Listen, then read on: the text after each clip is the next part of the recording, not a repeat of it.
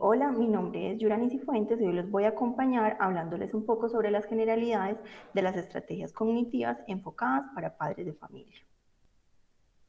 Las investigaciones han demostrado que los tratamientos o las intervenciones para manejar los problemas de comportamiento en niños y adolescentes funcionan de manera más efectiva cuando tienen un enfoque cognitivo-conductual. Es por esto que nos encontramos más documentos, estrategias, técnicas con evidencias científicas que nos hablan sobre el manejo, por ejemplo, para niños con TDAH, para niños con trastorno oposicionista desafiante o trastornos internalizantes como el trastorno de ansiedad, la depresión e incluso para el autismo. Es por esto que esta estrategia de terapia cognitivo-conductual funciona de manera mucho más efectiva, no solamente interviniendo a los niños con el entrenamiento de habilidades sociales, emocionales y cognitivas, sino que también ejerce una gran influencia el papel de los padres en la intervención. Porque no podemos desconocer que los niños no van a terapia de forma voluntaria, ¿cierto? Sabemos que un niño asiste a terapia es porque es llevado por la familia, quien reconoce que existe alguna alteración o algún problema que está generando disfunción a nivel familiar, o porque la familia es direccionada por otros entornos educativos o sociales o culturales o deportivos que le sugieren a la familia que lleven al niño a terapia, ¿cierto? Entonces, por eso no podemos desconocer que la terapia cognitivo-conductual requiere de un papel muy importante de la familia. Además, tenemos que tener en cuenta que los niños en edad escolar no tienen un nivel de introspección tan alto como lo hacen los adultos o los adolescentes. Ellos reconocen en ocasiones que tienen un problema de comportamiento, pero es más por un discurso aprendido porque ya hay unos señalamientos de los adultos o de su entorno que le están diciendo te portas mal, tú estás golpeando, tú eres un niño inquieto. Entonces el niño sí dice, yo me porto mal, pero no es porque tenga una conducta ya internalizada o un reconocimiento más bien internalizado de su problema de conducta, ¿cierto? Entonces por eso es tan importante el trabajo con las familias.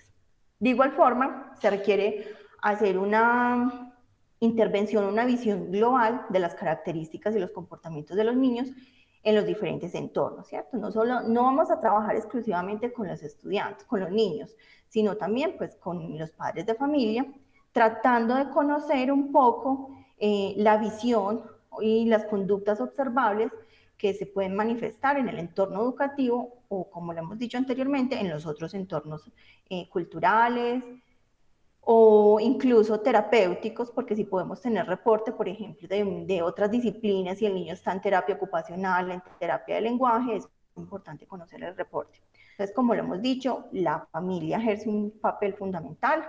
La primera entrevista no se hace de forma exclusiva con el niño, se hace con la familia.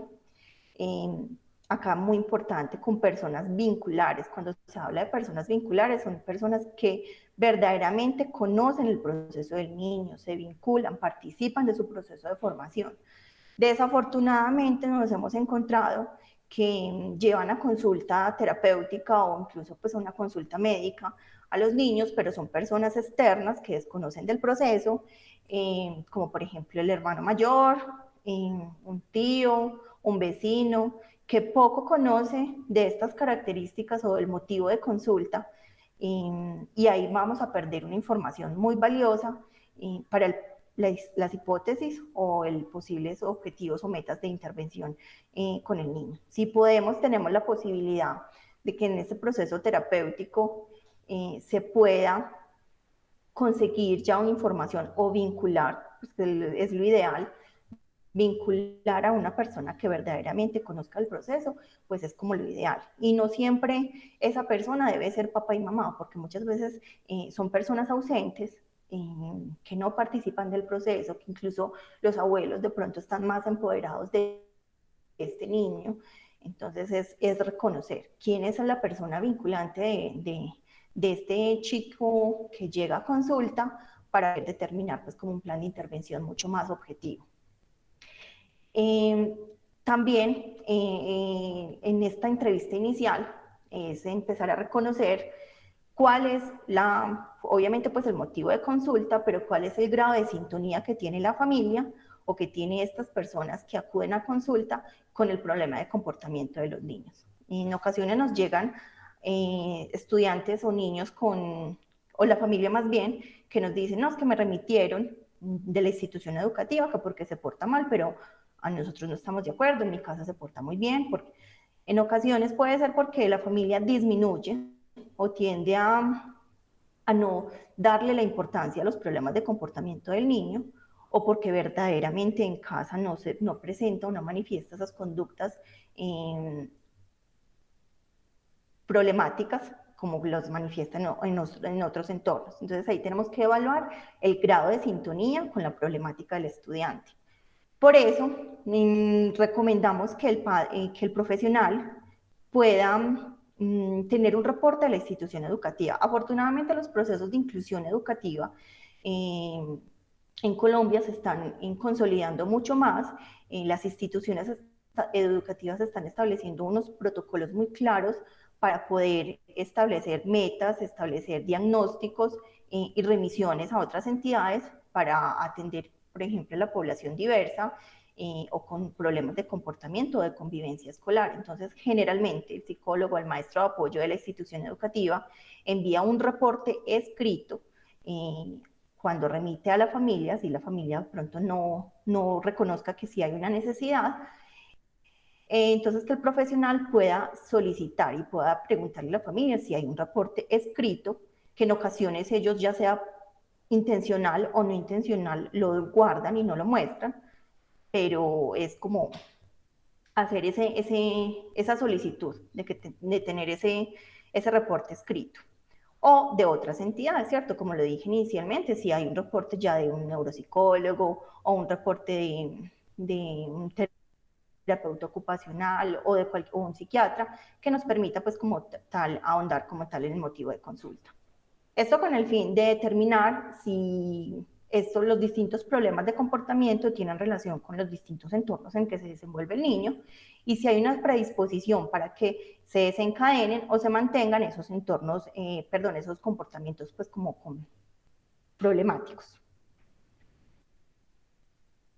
El proceso de intervención psicoeducativa o el entrenamiento de habilidades, no solamente para el niño, sino para el padre de familia, debe enfocarse en estos aspectos básicos, ¿cierto? Lo primero es informar. ¿Qué debemos informar en la terapia? Aspectos muy claves como si el padre de familia llega con un diagnóstico de un neuropsicólogo, de un médico, de un profesional de salud o algún otro terapeuta, muchas veces ellos desconocen, sea porque no procesaron la información en el momento que les entregaron un diagnóstico, porque no lo entendieron, porque el lenguaje estaba un poco más técnico, no al nivel comprensivo de la familia, o porque simplemente todavía están en negación de este diagnóstico. Entonces lo importante en este momento es hacer información, dar información. En qué consiste, por ejemplo, el diagnóstico, ¿cierto? Si el estudiante, por ejemplo, llega con un diagnóstico de trastorno de déficit de atención, es explicarle a la familia en qué consiste, a pesar de que asumimos que el profesional que lo emitió ya se lo explicó, pero de pronto aterrizar un poco más esta información al contexto de esa familia, al nivel cultural de la familia y a la dinámica de la familia. Entonces, explicar en qué consiste el diagnóstico, qué características o comportamientos presenta un niño con un trastorno de déficit de atención o con un trastorno posicionista desafiante o un trastorno de ansiedad. Cuáles son las conductas que se esperan, el por qué se comporta de esa manera, incluso también si hay, por ejemplo, recomendaciones para otros profesionales, explicarles en qué consiste, por ejemplo, una rehabilitación cognitiva, explicarles para qué lo remitieron a terapia de lenguaje o a terapia ocupacional, o aterrizarlos también en el manejo farmacológico, ¿cierto? Porque quizás en el momento les dio miedo preguntar al médico para qué servía el medicamento o qué efectos tenía o no entendieron, o desmitificar también todo este tema del manejo farmacológico. Entonces, esta parte de las primeras sesiones donde se busca que la familia se informe sobre en qué consiste todo este problema de comportamiento y su diagnóstico, ayuda en la disminución de la ansiedad de la familia, ¿cierto? El solo hecho de ya conocer les da un poco de luces para saber cómo actuar. Incluso, por ejemplo, con los niños, pues cuando se les explica que un niño con trastorno de déficit de atención, que no se puede quedar quieto, que se para constantemente, que interrumpe, no es porque es algo voluntario, sino porque ya hay un proceso neurobiológico que verdaderamente el niño no puede controlar su comportamiento y que no es porque le dio pataleta y porque quiso, ya la familia puede mirarlo de una manera mucho más positiva porque comprende que algo verdaderamente está pasando en él. Entonces también se generan como mejores posiciones frente a la culpa, por ejemplo. Muchas familias se culpan que si fueron pautas de crianza no adecuadas, si fallaron ellos como padres de familia. Esto les ayuda enormemente a disminuir su ansiedad y a mejorar el vínculo y la relación entre padres e hijos, ¿cierto? Entonces, esta parte es fundamental. Otro de los aspectos básicos del entrenamiento a padres es entrenar a los padres, como su nombre lo dice, en principios básicos del manejo del comportamiento. ¿A qué tiene relación eso? Explicarles la función de los comportamientos. Todo comportamiento del ser humano, no solamente de los niños, tiene una función, ¿cierto? Entonces, hay que explicar cuáles son los comportamientos esperados para la edad evolutiva de cada estudiante, de cada niño. Por ejemplo, yo no puedo pretender el mismo comportamiento de un niño de 4 años a un niño de 10 años. Entonces hay que explicarle a su padre de familia que una pataleta es normal a la edad de 3, 4 años. A la edad de 10 años, si un niño hace pataleta porque no le compraron un objeto, ya es un comportamiento que se está saliendo de la conducta esperada para un niño de 10 años. O que un niño de 4 o 5 años que se para constantemente del puesto, que no se queda quieto, no quiere decir que va a presentar, que tiene un problema de déficit de atención con hiperactividad, sino que es un momento de que el niño, por su edad evolutiva, aún no gana los periodos de permanencia altos que se esperan en un niño, por ejemplo, de 8 o 9 años, ¿cierto? Entonces, hay que explicarles a los padres de familia qué son los comportamientos, cuáles son las consecuencias, cuáles son los reforzadores de los comportamientos, porque hay conductas que se refuerzan y eso es algo que constantemente se maneja en casa, ¿cierto? Y que no nos damos cuenta que siempre hay un reforzador. Entonces la familia debe tener claro cuáles son los estímulos que estoy brindando al estudiante o al niño para que se aumenten o se disminuyan muchas conductas. Y también el castigo sería cuáles son los estímulos que estoy dando para que se disminuyan conductas problemáticas y se aumenten las conductas positivas. Entonces, estos principios básicos del manejo del comportamiento son aspectos claves que hay que tener en cuenta en la intervención psicoeducativa. Otro aspecto que se está manejando con mucha frecuencia últimamente es todo el manejo de disciplina positiva, comunicación positiva y atención positiva. ¿Eso a qué hace referencia? Socialmente nos hemos centrado mucho en la falla, en el error, en la falta, en lo que está cometiendo el niño de conductas no deseadas. Pero desafortunadamente nos encontramos que no reforzamos lo que sí es positivo. El niño no todo el tiempo va a estar haciendo actos disruptivos, ¿cierto? Entonces ahí lo que tenemos que hacer un entrenamiento, enseñar al padre de familia a disminuir la atención a esos comportamientos que están generando malestar en casa o en el entorno educativo y aumentar esa atención. Es como quitarnos unas gafas de lo positivo, de lo negativo y ponernos las gafas de lo positivo para poder ver esas cosas muy buenas que hace el niño. Entonces es muy distinto yo decirle, mira, tú no hiciste esto, no barriste, no organizaste la casa, no hiciste la tarea, sino centrarnos, así sean en pequeñas cosas, pero reforzarlas. Y eso va aumentando la probabilidad de que el niño empiece a emitir más conductas. Si el padre de familia, los cuidadores o los acudientes le dicen, ve, hoy te portaste súper bien, ve, como coloreaste de bonito, mira, hoy te quedaste más tiempo juicioso en el puesto haciendo la tarea.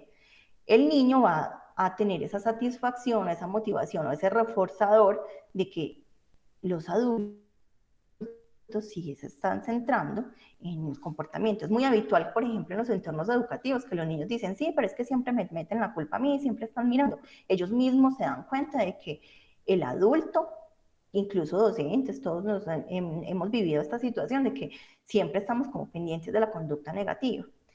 Entonces los niños tienden a continuar con sus conductas, ¿cierto? Porque ya se acostumbraron a que los adultos están pendientes de eso. Es importante hablarlo en términos de comunicación positiva, saber cómo dar la instrucción al niño, saber el qué espera, que los adultos qué están esperando de él. Por ejemplo, es muy distinto decirle, no te pares del puesto, no hagas esto, no pegues, a decirle, siéntate derecho con los pies en el piso, incluso hacer un modelo. Entonces, si estamos en la iglesia, podemos mostrarle, ¿cierto? Mira cómo todos estamos sentados, cómo deben estar sentados, en vez de decirle, quieto, muévete, siéntate. Al mostrarle que todos los otros tienen un modelo de cómo están sentados, ya el niño pues se va ubicando pues en lo que esperan de él, ¿cierto?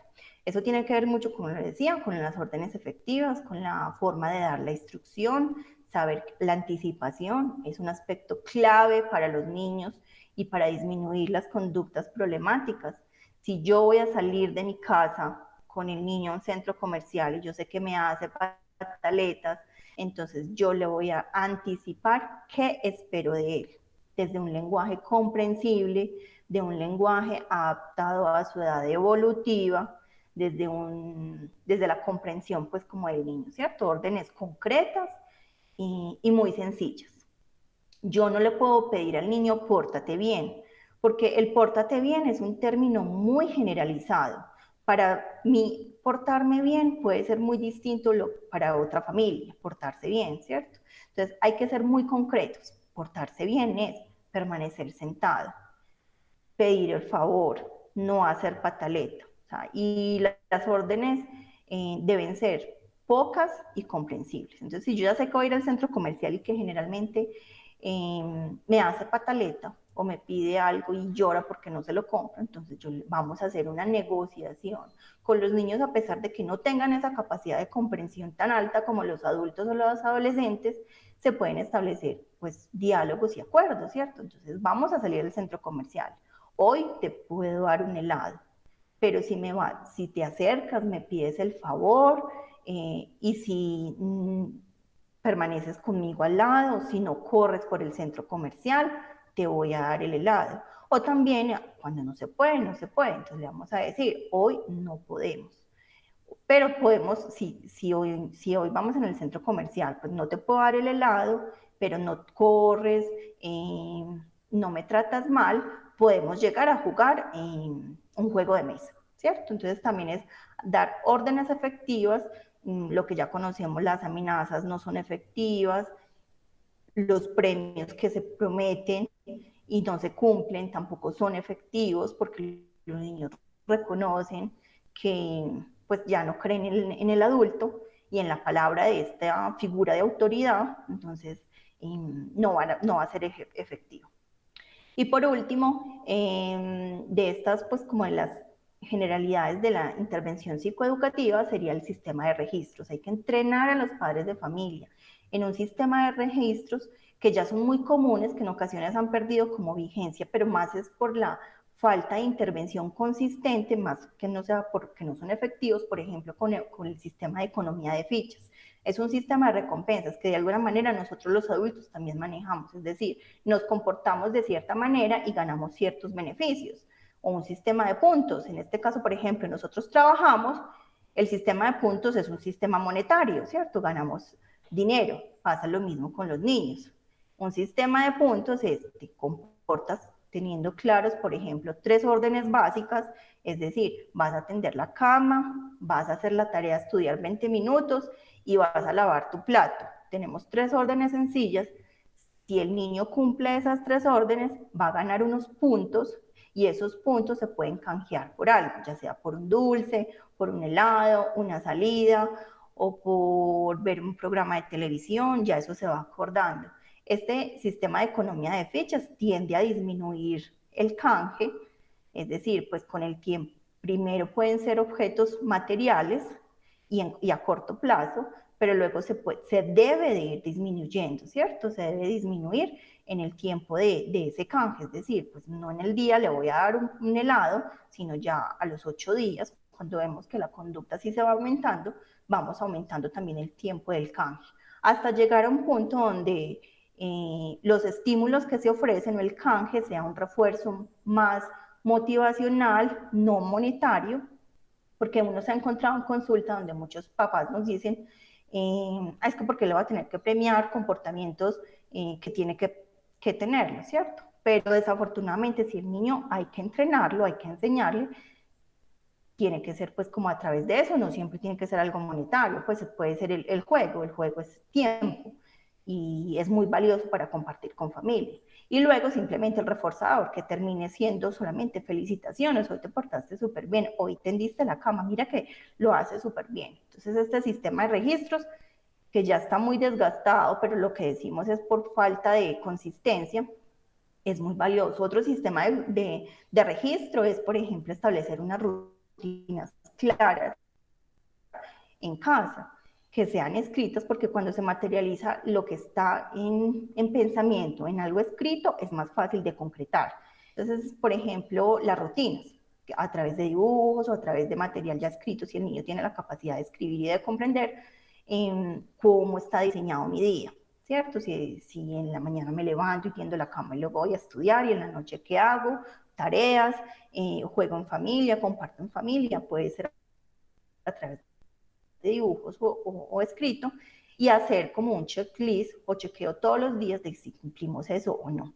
Que en ese sistema de registro de rutinas también, por ejemplo, está incorporado el manejo de ir a terapia, de ir donde el psiquiatra, de tomar el medicamento. Nos hemos encontrado también en consulta niños que, o en las instituciones educativas donde dicen, profe, hoy no me tomé el medicamento, yo creo que no me voy a portar muy bien. Ya lo tienen incorporado en su rutina y saben que cuando no se toman de pronto una pastilla, ya de pronto en ocasiones puede ser pues como algo más subjetivo, saben que se van a portar un poquito no con el comportamiento no esperado.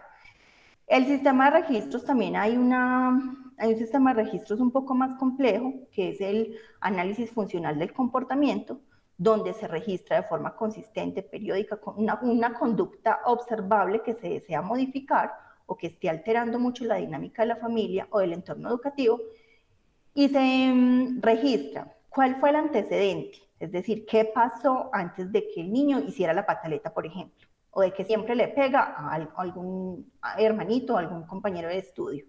¿Qué pasó antes de ese comportamiento?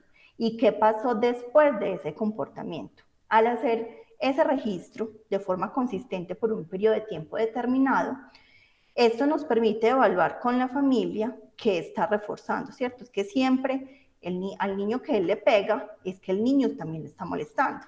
¿Y qué obtiene este chico con ese comportamiento? Es que lo están reconociendo como el niño más peleador del salón y eso le aumenta su ego.